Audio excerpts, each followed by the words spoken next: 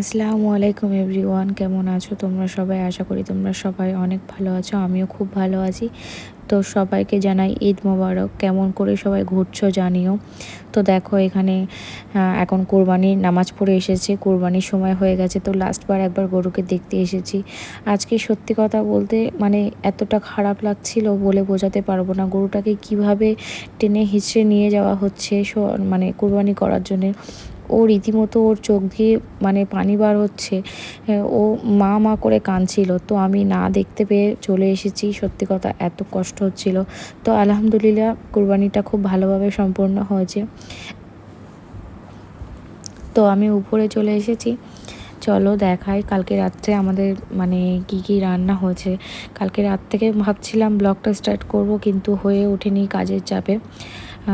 রাত্রে অনেক কিছু করতে হয়েছিল। তো এখানে পায়েস করে রেখেছিলাম কাল রাত্রে, আর সিমাইটা ভেজে রেখেছিলাম, রান্না হয়নি, সকালেই রান্না হয়েছে। তো এগুলো সব শাশুড়ি করেছে, আর এই হাঁড়িতে মাংস রান্না হবে। তো এখানে দেখো সিমইটা রেডি হয়েছে, তো এসে দেখাচ্ছি ওই জন্য। আর ওদিকে ঘুগনিটাও রেডি হয়ে গেছে। তো আমাদের এই দিনে তো এইসব খুব একটা খায় না, মানে রোজার ঈদে খাওয়া হয় কিন্তু এই ঈদে খুব একটা খাওয়া হয় না, যেহেতু সবাই মানে কুরবানি হয়ে গেলে সবাই মাংসটাই খাবে রান্না হয়ে গেলে। তো চলো ঘরে গিয়ে দেখি বর আর ছেলে মেয়ে নামাজ পড়ে এসে ঘরটাকে পুরো অগোছালো করে রেখেছে, কারণ পুরোটা গুছিয়ে রেখেছিলাম।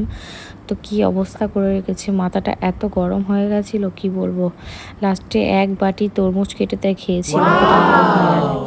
তো কেমন হয়েছে ভিডিওটা জানিও। যদি ভালো লাগে থাকে লাইক কমেন্ট শেয়ার একটা সাবস্ক্রাইব করে দিও। তোমাদের ছাড়া আমাদের কিছুই সম্ভব না। বাই।